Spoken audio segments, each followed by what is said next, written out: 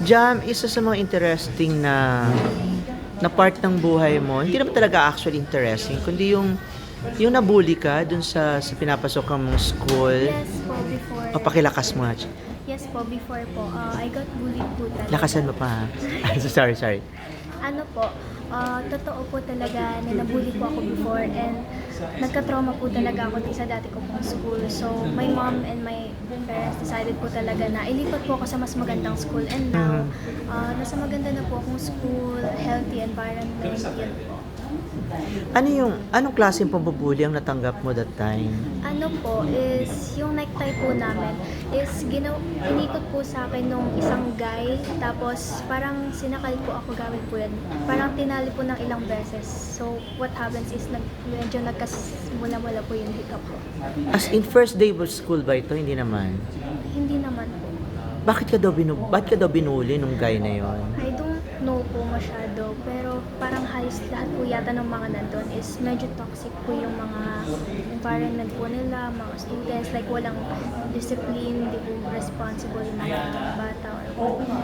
Anong trauma ang naramdaman mo at that time?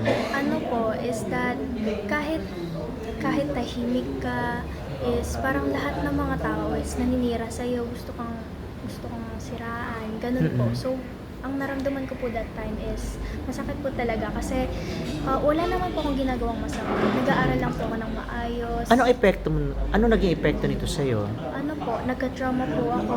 Pero now, kaya ko pong lumaban sa mga kahit anong gawin. Like magre-report po ako.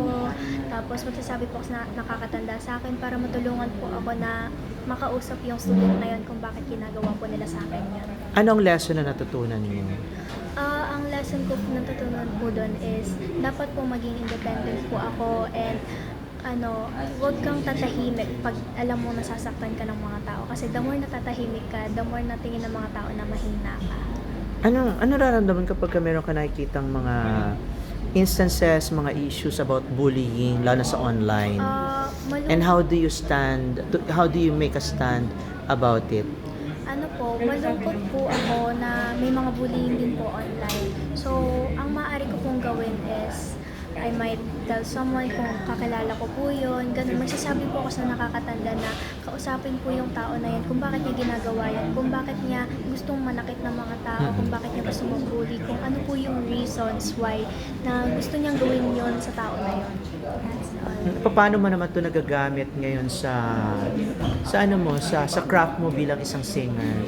Ano po, na kahit madami nang bubuli, kahit madami nang babashers, it's okay. It's part of the career po talaga na madami po talaga nang babash. Hindi po natin maiiwasan yan kasi kahit anong galaw mo, pagpakita mo, madami po talagang bashers. Kaya mo na ngayon? Yes. So may mga basher ka? Wala pa naman? Mostly wala pa naman po. Wala pa naman. Yes. Pero in case nga na magkaroon ka ng basher dahil eto nga, in-launch na yung dalawa mong kanta, di ba? Yung Nawawala Sarili, Nasa, Apo, at saka yung Awit ng Puso. Yun. So,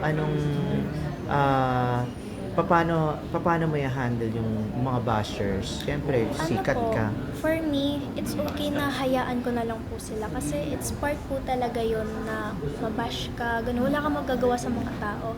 Not unless na may mga tao talagang naniniwala sa'yo na maganda ginagawa mo, maayos ginagawa mo. Kasi okay lang namang may bash, okay lang naman na madaming taong nag-hate sa akin kasi part lang po talaga yun ng buhay ng pagiging pag-artista. Ilang taon ka nung nabully ka?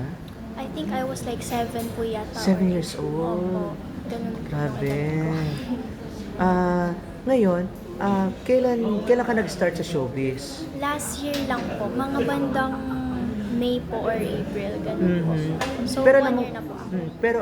Pero alam mong singer, kumakanta ka na talaga before? Nung bata po ako, parang nakikinig lang po ako sa mga idols ko dati.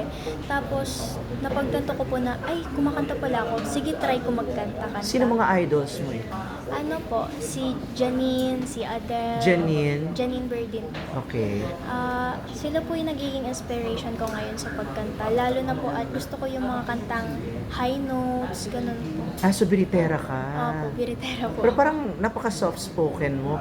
Opo, ayaw ko lang po kasi isipin ng mga tao na ay, ganito manalita si ano. I want them to see na sobrang soft-spoken ko po talaga. Kahit minsan po nagmamadita po ako kasi sometimes, syempre hindi po natin maiwasan yun, lalo po pag naiinis ka or what. Pero pinipili ko po maging soft-spoken na tao kasi hindi po lahat ng tao ay magugustuhan yung pananalita mo na parang yung pananalita mo is pang tambay, ganon. Kaya dapat maayos ka manalita kasi kung hindi ka maayos manalita. Yung dalawang single mo, ano ito? Tungkol saan to?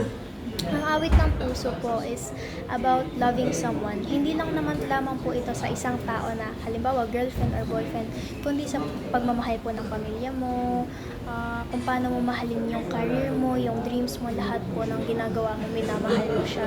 Tapos nawawala ako sa sarili. It's like, may tao po akong ini-inspire, gano'n. Halimbawa po si Crush, ginagawa ko po siyang inspiration sa araw-araw na ginagawa. Gano'n po siya. Ito ay compose ni... Venny Saturno po. Ilan taong ka na dyan? 14 po, magpi-15 tomorrow. Okay. Happy birthday. Thank you po. Thank you. Pero ngayon pala, yung sa school mo, okay ka na? Yes po, okay na po talaga. Ano tong school na to? Stella Maris Academy of Malolos, Bulacan. Kailan ka nag-start dito? Ano po, matagal na po actually, kinder po, ganun. Kinder. Opo. Kinder pa. So, ilang taong ka na nabully ka? 7 po or 8 that time. 8. So, nauna mo na yung Stella Maris. and Nauna then- po yung Darwin, before po yung Stella Maris. Okay. Yes. Thank you. Thank you